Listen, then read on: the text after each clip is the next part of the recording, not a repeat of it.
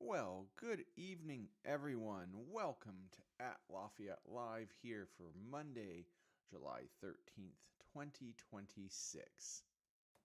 It is such a pleasure to have you all here as everybody's getting loaded in. We'll go through our normal welcomes and thank you for being here on a Monday, warm, summery Indiana evening.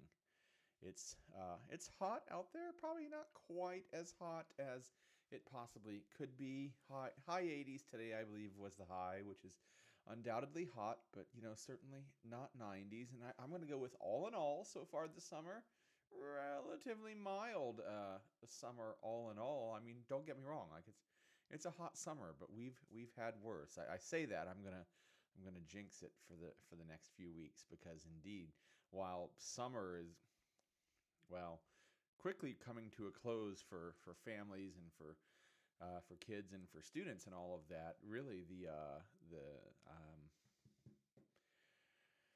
trying to think of the description, but the actual season of summer is only about not even a month in. We're probably only about 3 weeks into summer. It began around June 20th or so. So we still got a lot of summer left in front of us, despite the fact that school will be going back sooner rather than later. And I know that no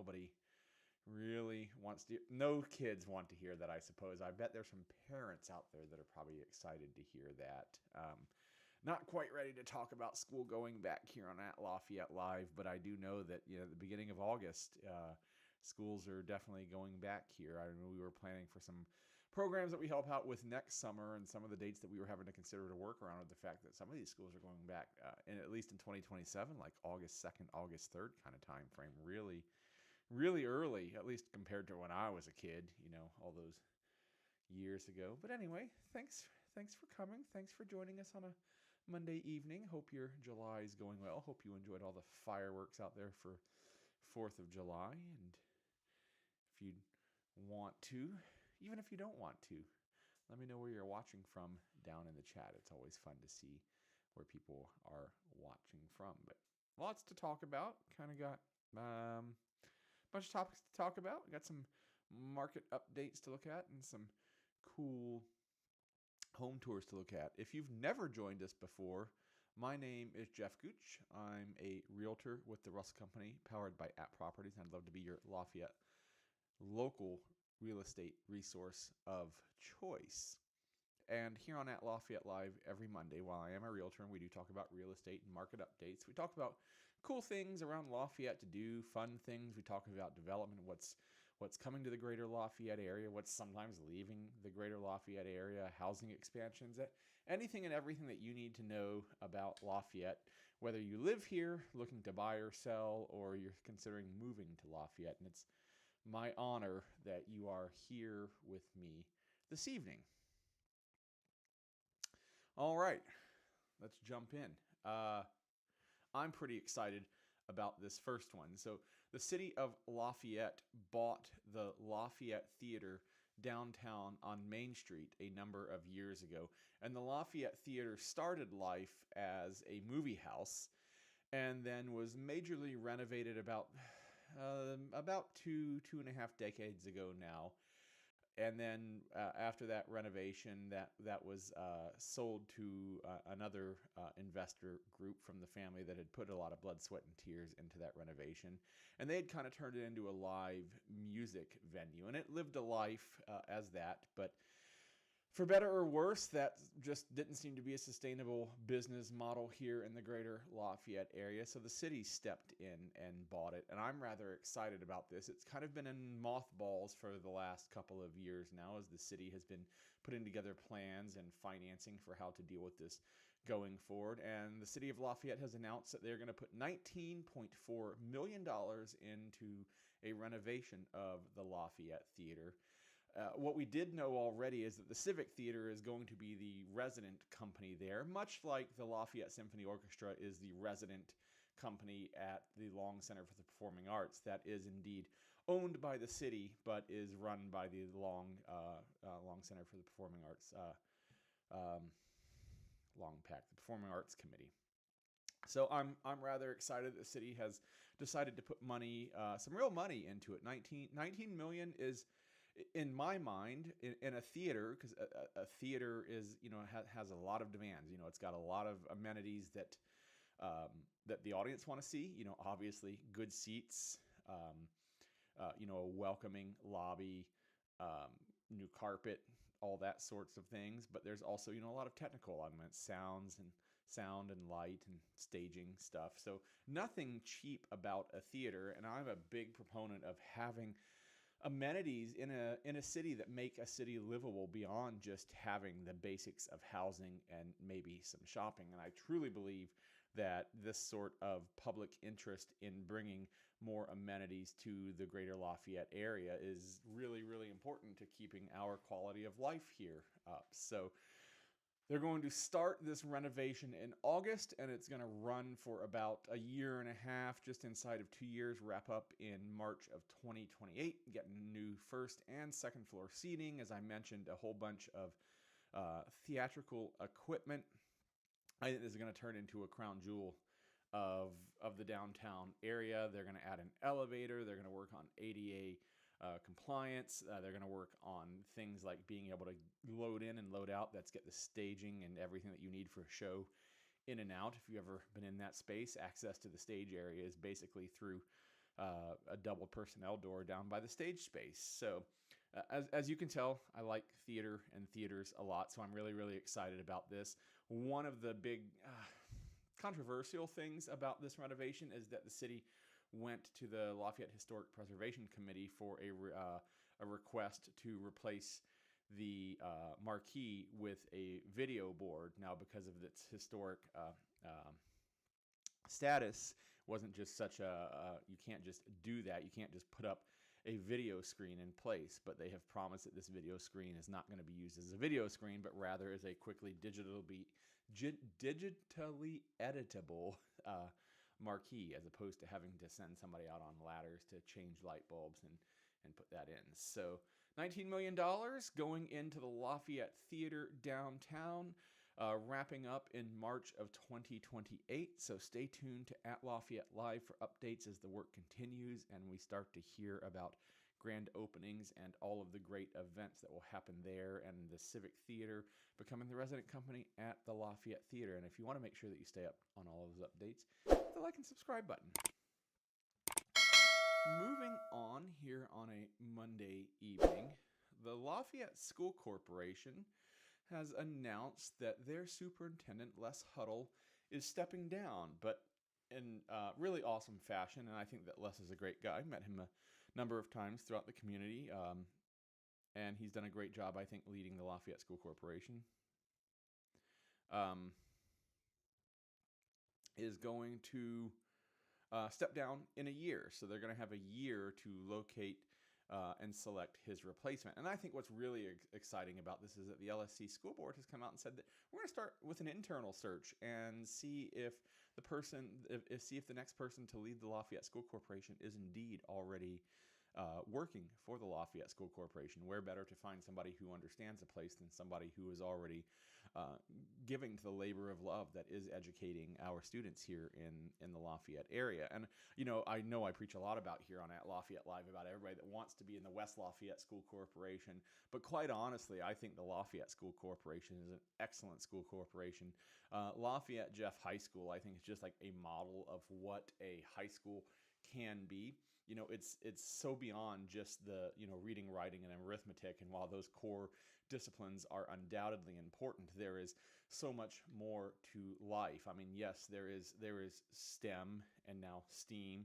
So if you want to go into television production, if you want if you're interested in football, if you're interested in art, in show choir, and just all the plethora of things that are available in life, students at Lafayette Jeff and throughout the school corporation here in Lafayette can be introduced to things while they're still young.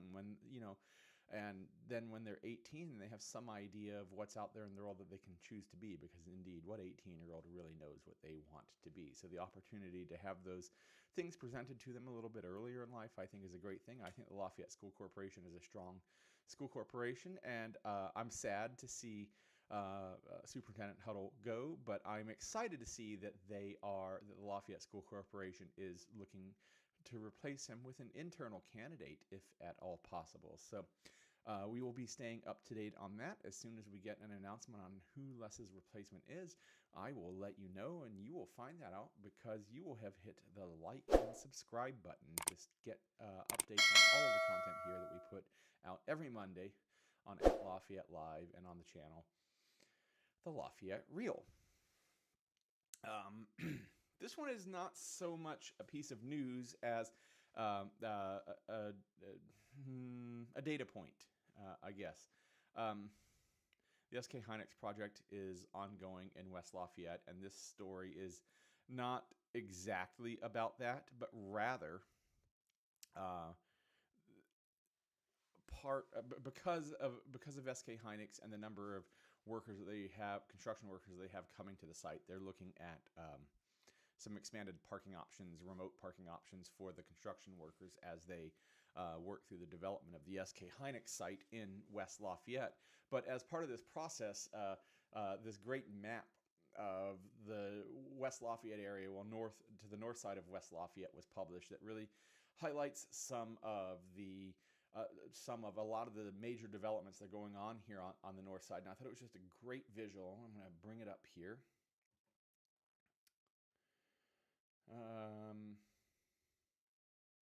Yeah, that'll work. Well, let me try this other layout.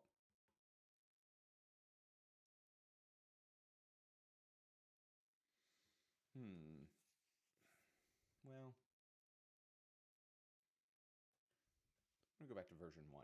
Thanks for your patience, guys. I just thought this was a great layout. So right here we have Salisbury Street. It's 50 West, actually, when it comes through here. And just a block to the west is Yeager Road. So two major north-south roads through West Lafayette. But I really like this map because it really shows the amount of development that's going on here on the north side of West Lafayette. Of course, anchored by S.K. Hynix here. But immediately to the west is Parkview Health, the major healthcare operator from Fort Wayne that is coming to the Greater Lafayette area for the first time. Over here to the east is Wiggins Farms by Malacus Builders that will be finished with 79 lots. They have currently 10-ish, 15-ish homes currently built, but if you're looking for a home across from S.K. Hynix, I'd love to help you there. And then, of course, Arbor Chase Section 6 is underway here. And then just to the north, we have a whole lot of both apartments and then some single-family long-term rentals. These are homes and duplexes that are built specifically for the rental market. And then the gigantic in scope compared to the other developments, Estridge built a developer out of Indianapolis neighborhood called Millbrook that in this drawing is 771 lots that I think at one point when they totaled in all the individual single family and multifamily, it's going to be a little north of 1,100. And in this map here, it's 771 lots, and then between 400 and 500 multifamily. So yeah, that number still totals about 1,100-1,200 total doors when they're all done. And just, I mean, this is just massive. Just look how this winds through here. And then just to the north of Millbrook is the new IU Health West Lafayette Hospital that is breaking ground. So I just thought that this map was really, really great because it shows a lot of the development that is going on here in the area, and shows how the weight of development is I was going to say maybe not changing from the south side of Lafayette, but rather in addition to the south side of Lafayette. So we're going to get this complementary growth to the north side. But I also kind of thought it was an interesting map because, the north side of West Lafayette is also not empty. I won't name off every neighborhood because I'm really, really terrible at this, believe it or not. But you can just look that, everything that you see through here are already developed neighborhoods. Estridge Homes has Millbrook has homes to the south. To the west, yes, to the north is a little more agricultural, rural development, but over here to the east and north, you can see that were homes. And then over here to the east of Hynix, we have U Farms and Arbor Chase. So, we're not exactly breaking new ground and just going into completely undeveloped areas. This is just this slow crawl of a city and a metropolitan area growing out a little further north, and we're going to continue to see that development grow out further north because if you look at this, we have employment, we have manufacturing, we have healthcare, which is also employment as well, but healthcare, and we have residential, and both some single family and some multifamily. And in that Millbrook area, there's a very little bit of local neighborhood, what's called neighborhood business by zoning right, but there's not a lot of other amenity, quality of life things that are popping up in this development, and we're going to need to see that sooner rather than later. At this point, with the number of homes that are coming online, yes, we have, of course, commercial development back here along Sagamore Parkway, in West Lafayette, and yes, that will absorb some of this new home. But if you kind of compare it to the south side of Lafayette, down on what used to be 350 South is now Veterans Memorial Parkway, has an entirely separate commercial core of Lafayette, of the Greater Lafayette area, and indeed Lafayette. And in some cases, you could break Lafayette into a couple of different commercial core areas, because we can talk about downtown, we can talk about the 26 corridor, we can talk about the area around the mall, and we can talk about Veterans Memorial Parkway. And I think we're going to see this here in West Lafayette. And will it make some people sad? And yes, the area is growing, and they're going to miss the days of a slightly quieter community. Sure, yes, I understand. I understand where they're coming from, but this is just the inevitable result of a great community with a great university and people wanting to come here and live here and move here. So I thought that map was interesting. No new news attached to it. I just really thought it was a great overview of everything coming, many of the things coming to the area north of West Lafayette. If you're just tuning in now, my name is Jeff Gooch. I'm realtor with the Russell Company, powered by App Properties, and I'd love to be your local Lafayette real estate resource of choice. If any of those homes there north of West Lafayette or any other home in the Greater Lafayette areas interest you, or if you need to sell, go to the LafayetteReal.com/YouTube, fill out that form, and let's work together. I'll get back to you right away. Well, when the show's over. I won't get back to you during the show, of course. Moving down to the south side of Lafayette, the Area Plan Commission is looking at updates for the land use plan for Weah and Sheffield townships. And this is the expansion, looking at the future continued expansion of the south side of Lafayette as development continues to move south, as more homes are built to absorb the desperate need that we have for more homes in the area, as people come to Lafayette, families growing in the Lafayette area. So they're having some public meetings to review this proposed land use plan that will become part of the unified zoning ordinance here in Tippecanoe County. And I'm just going to look at a couple of the sheets of the draft, and indeed, you're going to see the word draft over a whole lot of this. Let me just get this pulled up, and I'm not going to go through every detail here.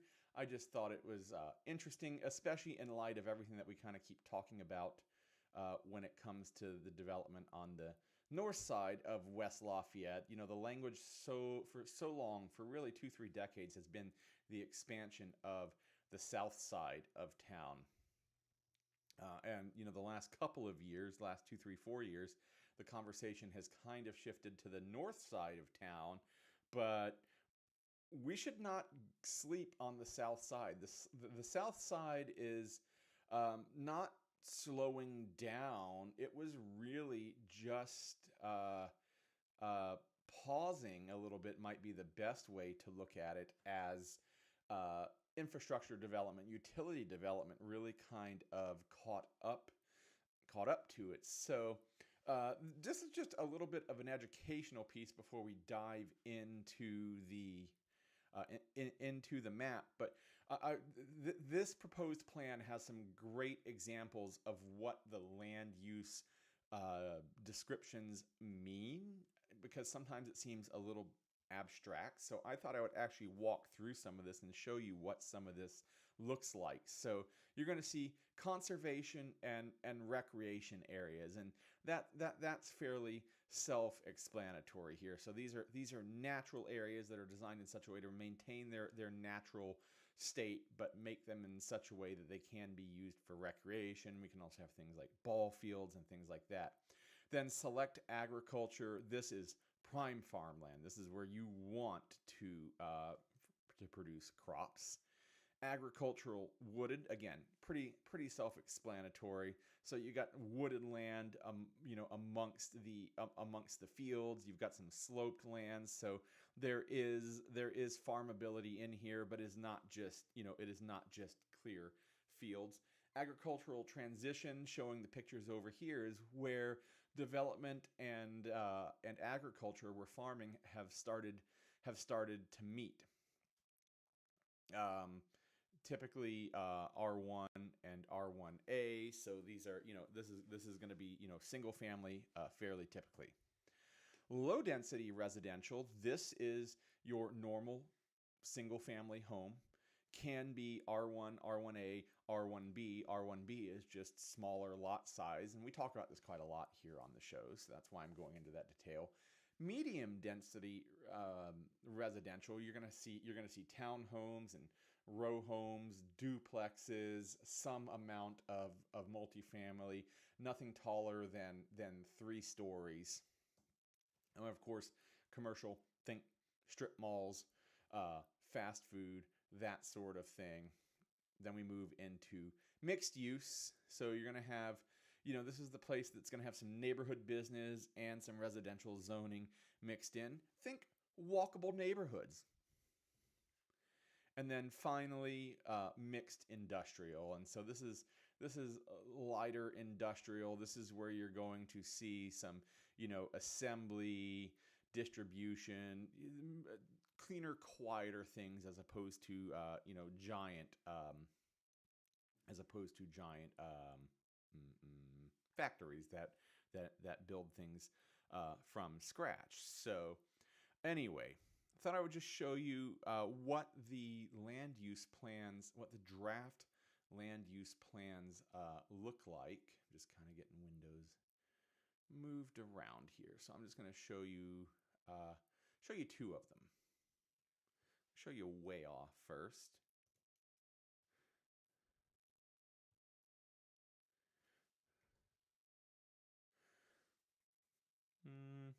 Here's Way-Out Township. Yeah, definitely layout 1. So just rather quickly, Veterans Memorial Parkway, old 350 South, runs through here. This is this line right through here. We start off with what's already there quite a lot. Medium density and low density residential, single family.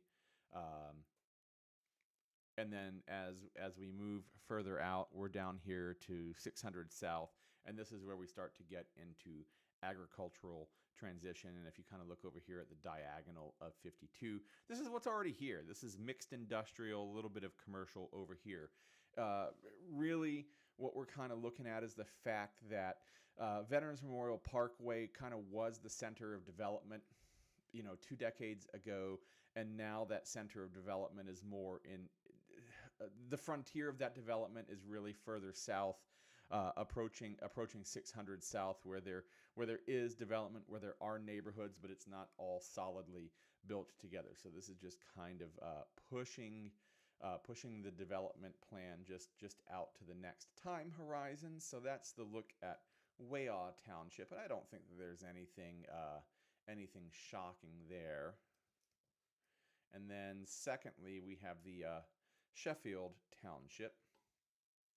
No, other way.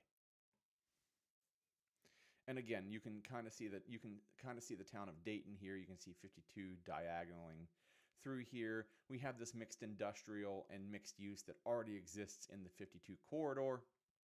And we get out to mixed use way out on the extreme outside, and we have agricultural transition here along between 600 South and 700 South, and kind of out to either side of the west and east of the diagonal as 52 cuts through there. So I don't think there's really anything shocking through here. I mean, really, these are just maps that kind of codify, if you will, what's already there and the frontiers that are pushing.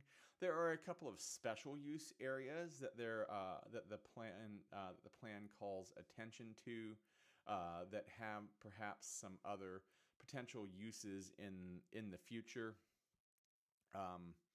like a Purdue Materials site that could potentially be something like a swimming hole, a recreation area, that sort of thing. So,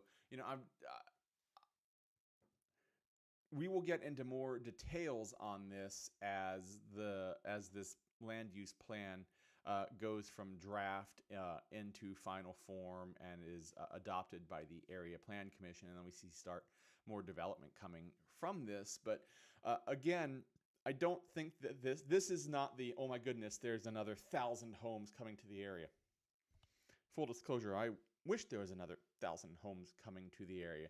This is really just kind of codifying what's already happening and looking to the next 5, 10, 15 years as development continues to go out towards the south side. So if you want to stay up to date on all of the developments that will be coming to the south side of Lafayette, hit the like and subscribe button so you don't miss any of the content we put out here throughout the week on Lafayette Real.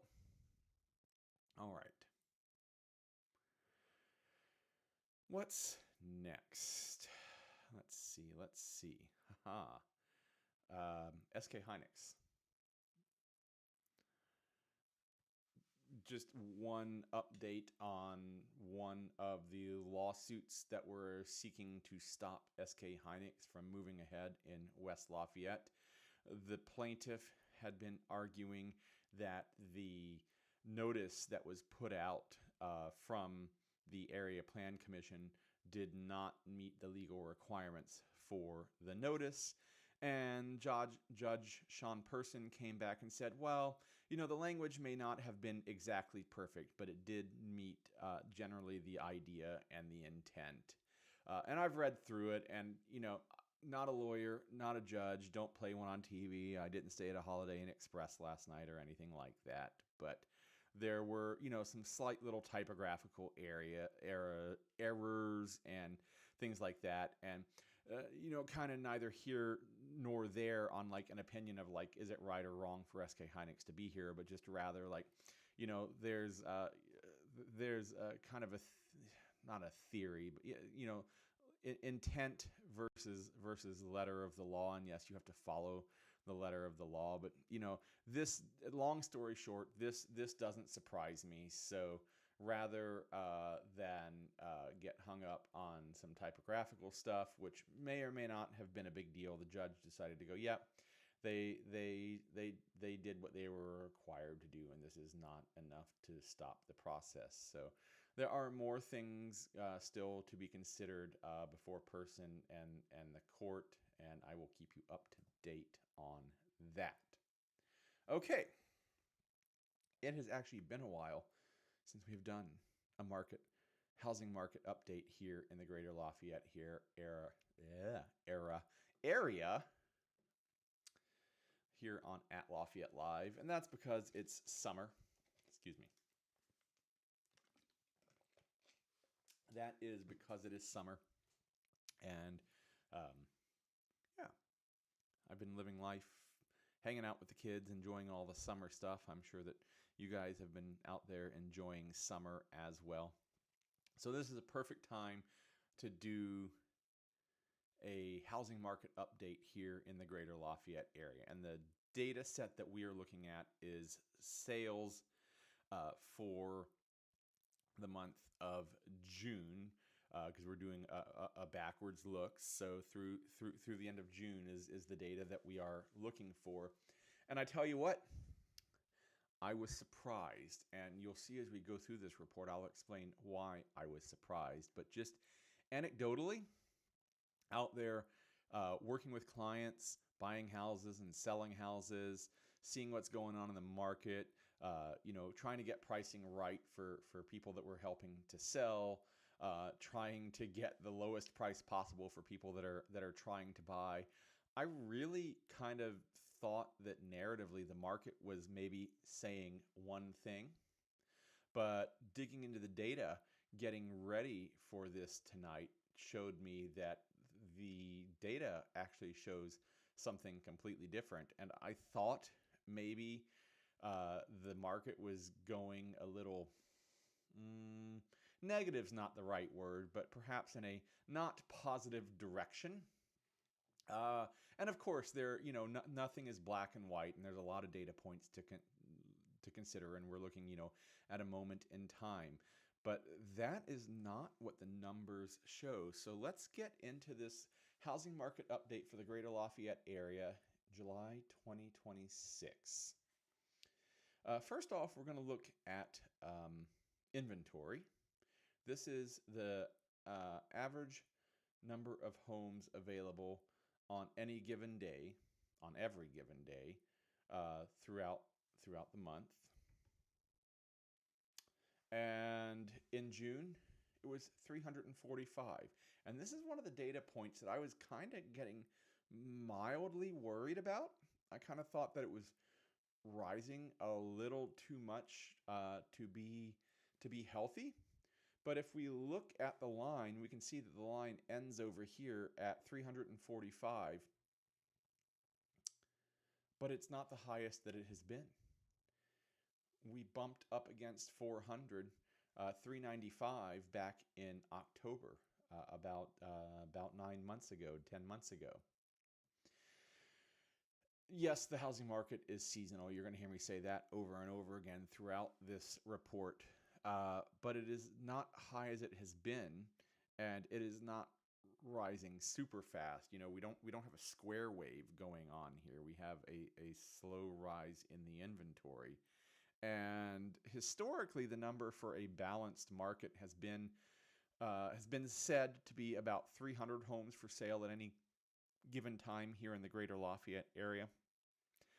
I really do need to sit down and do this math and talk with some statisticians to nail down what the current number is. But I think based on the current population, the number of people here in the Greater Lafayette area, the current housing inventory, the current total number of houses that exist, much less the ones that are coming online in the next 12 to 24 months, I think that number is 400 plus. And how plus a 400, I'm not sure.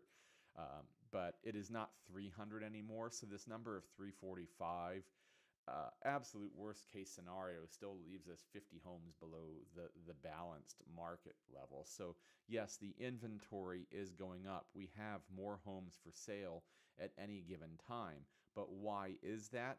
Well, stick with me, and we're gonna find out why that is. But let's see. All right. Figure out how my computer is doing this.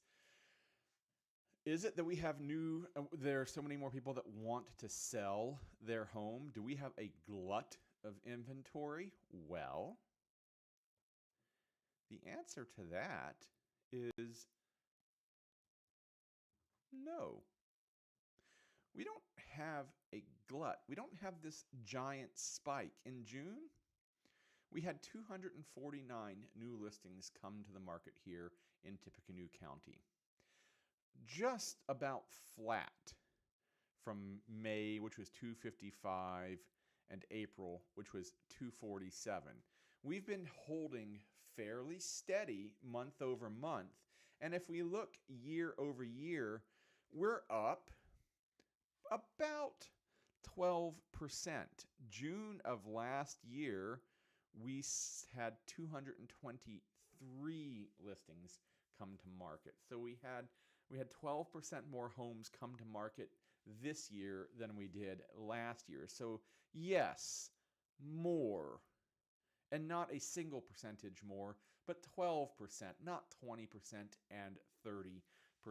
I think that that is more representative of people who are finally getting over their rate lock-in fears, and they are ready to sell and move on to their next home for whatever reason that might be. They have outgrown their home, they have gotten a new job, they need to downsize, they want to retire. Maybe you're buying your first home. I think that the increase of homes going on the market is people who currently own finally, like letting go of that chokehold of that historically great rate that they've been hanging on to, and acknowledging the fact that rates are what they are right now, and they're not going back down, to single, to not, to 2%. That's not happening now. Will it ever happen again? Maybe, but not soon. Total number of sales. This is the one that kind of surprised me.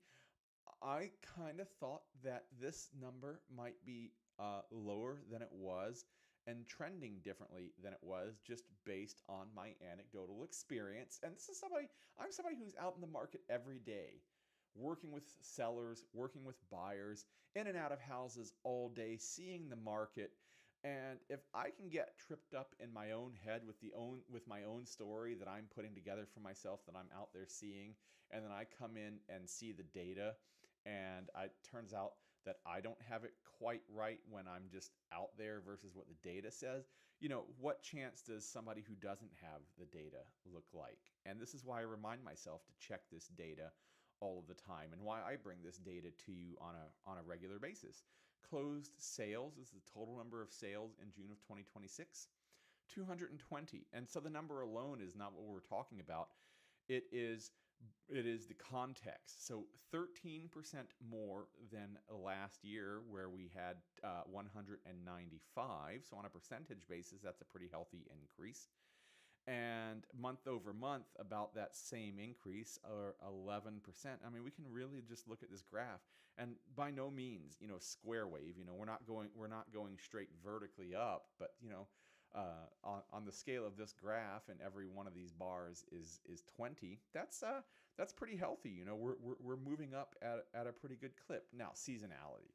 We're talking about June. We're talking about getting. We're at the peak. We're at the seasonal peak that we would expect to see. It would not surprise me if July winds up somewhere close to what June is, within a few percentage points one way or another. But you know what? I could be surprised, and that number could be going up. But where I'm at with this is, I kind of thought that maybe the same amount of homes were coming to market, but we weren't selling as many. But that's not the case. When you dig into the data, we're actually selling more than last month. We are selling more than last year. And if we look at the expected range, and this is, what the statistics tell us, the expected range was that, we should be down here, more in the 160s mark. So we're still outperforming what the calculations tell us that we should be performing.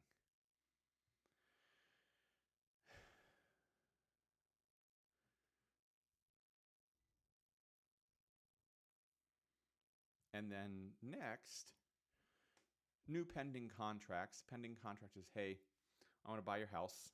Okay, great. That's the wrong screen. It's this one. There we go. I want to buy your house. Great. Here's an offer. Yep, we accept the offer. Now we got to work through all of the stuff, the inspections and finance approval and all of that fun stuff. 171, down 8% year over year, down 24% month over month. That's kind of an inverse number of, total sales. We had less accepted contracts in the month than, total actual closed sales went up, while new sales went down. On a percentage basis, 24%, It's a pretty chunky number, but we went from 224 last month down to 171. Scary? No, not by itself. We're still kind of living in range, and if you look at the pink channel that's kind of running here, this is the statistician's expected ranges, and you can see that really we're just kind of kissing the expectations. So like we've kind of been outperforming, and now this is just kind of coming back down. Now, could this be a turn? Yeah, sure, absolutely could be. We'll know more next month and next year, but I think that it's more likely just the fact that people were out doing all the summer stuff in June. They were out on vacation, and the closed sales happened because they had started in May and then closed in June. Then in June, you don't get a lot of new pending contract. You don't get as many pending contracts this year because I think more people were out doing more things, and getting away from home is my anecdotal answer to that. That at least holds true for my family and a lot of families in our friend groups. So I don't know if it's true for everybody, but I like to talk about median days on market. This is the middle of the number of all the homes that were sold, listing to pending. So if you sold 100 homes, this would be number 50. Check this out. It really kind of climbed over the winter, over late last year into early this year, into a much healthier range. We had been down last year at 11, and it peaked in January at 45, so almost about 6.5 weeks. And then it fell back down to where it has been the last few years, to 12, and then in March to 9, and this last month we're sitting at 16, so 2 weeks and 2 days. So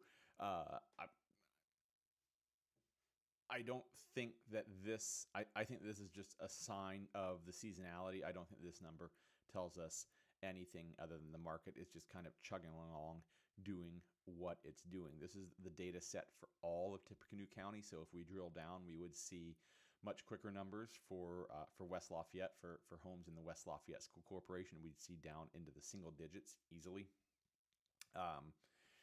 And I think that we're going to see it grow throughout the winter. This is normal seasonality. There is nothing negative or positive here. I mean, I guess it's positive from the perspective of this is what we expect the market to do.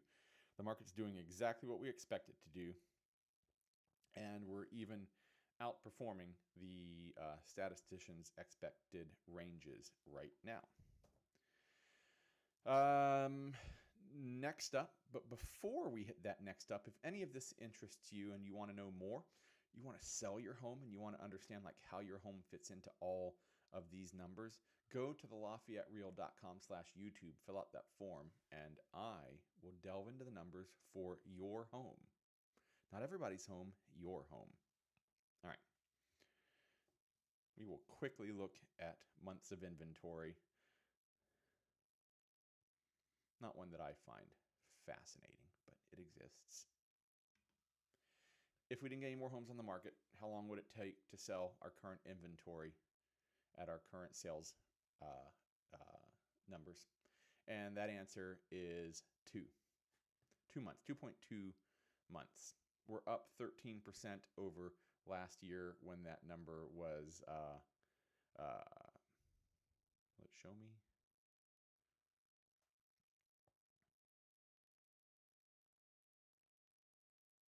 Was less. How about that? We're slightly up. We're up 5% month over month, 13% year over year.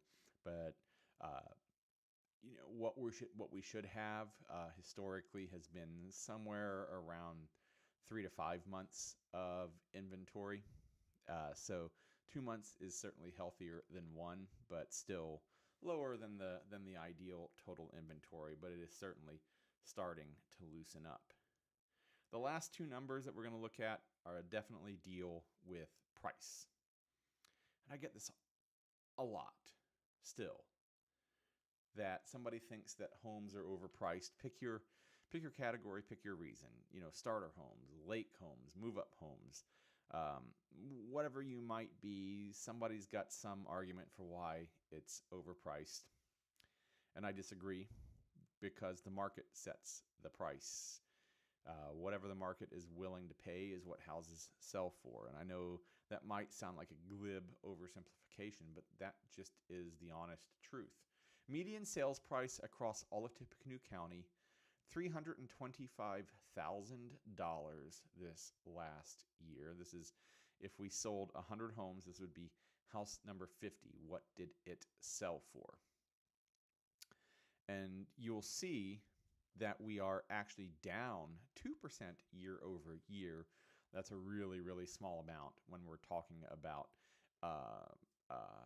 the number of homes that we're talking about. When we're talking about, 100, 150, 200 homes that sell sort of thing. We're not talking about tons and tons and tons of homes, even if you get up to like 300. So the difference between, what the median one year and another can easily shift, $5, $10, even $20,000, especially once you start pulling that number up, into the higher threes and into the low fours sort of things. So that down 2% is basically means that prices are exactly the same as they were last year. If people weren't willing to pay the prices that houses were listed at, then this number would be going down, and it's not. Yes, there's a downward trend that begins in July and goes through November.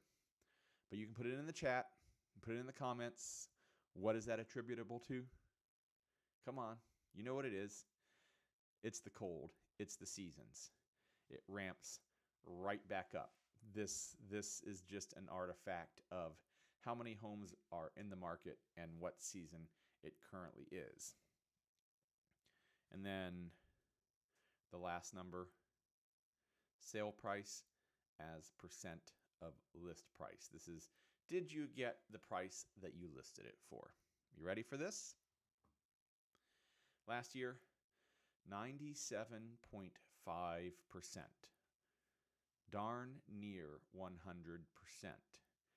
And that 2.5% is attributable to things like closing concessions, sellers concessions, that sort of thing. Has a lot to do with, FHA and VA loans and some down payment assistance and repairs and just all those sorts of things. I normally tell people to think about this kind of number in brackets of 3%.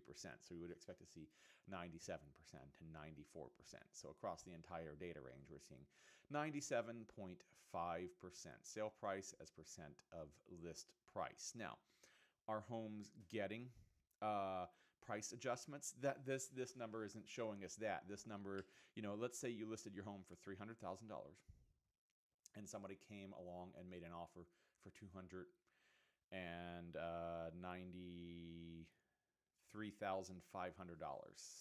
3.5% off.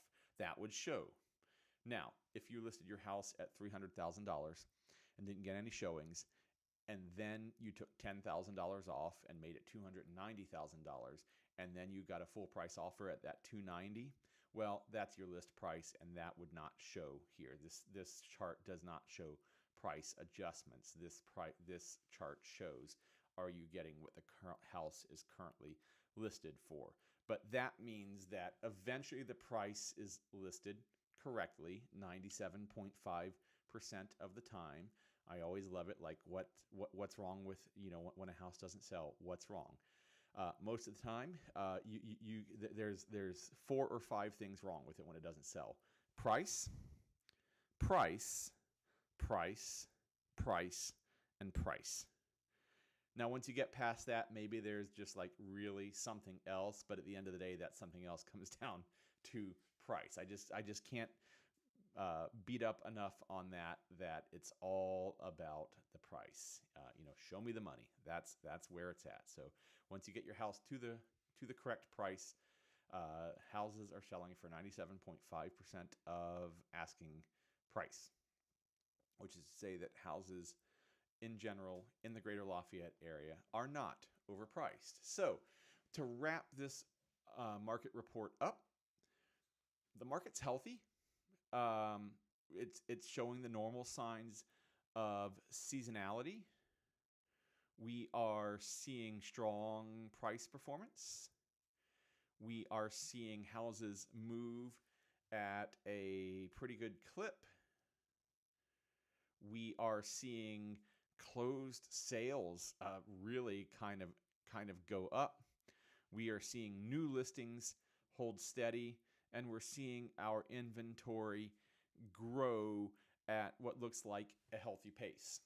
It just really, in so many ways, doesn't get better than that, because the market's not on fire and just like growing at an unhealthy pace, but nor is it retreating, back into doldrums. It seems to just be doing what it is supposed to be doing and acting in healthy ways here in the Greater Lafayette area. So if you'd like to talk to me in more detail about any of those numbers, or if you would like to buy or sell your current home here in the Greater Lafayette area, I'm Jeff Gooch with the Russell team, powered by App Properties, and I'd love to be your local Lafayette real estate resource of choice for any of that. Go to the LafayetteReal.com/YouTube, fill out that form, and I'll be in touch to help you through all of these numbers to help you get out your house on the market, get it sold, and then get you into your next home. All right. I think we're going to wrap it up here tonight, because if I go any longer, we will surpass maybe my longest show ever. We're already at 52 minutes. I'm trying to make this about an hour tops. Yeah, I think we're going to stop here. So, thank you all so very much for watching on a Monday evening. I love bringing At Lafayette live to you. I love hearing back from you guys during the show, and I love hearing everybody comment on the videos on the channel on the Lafayette Reel. If you haven't yet, hit the like and subscribe button. It really does matter. It really helps out with all the things online with YouTube and all of that. If you want to buy and sell, I am Jeff Gooch with the Russell Company, powered by App Properties. I'm your local Lafayette real estate resource of choice. Go to the LafayetteReal.com/YouTube, fill out that form, and I'll be in touch to help you buy and sell here in the Greater Lafayette area. With that, I will say good night. Thank you so much for watching, and we'll see you next time on At Lafayette Live.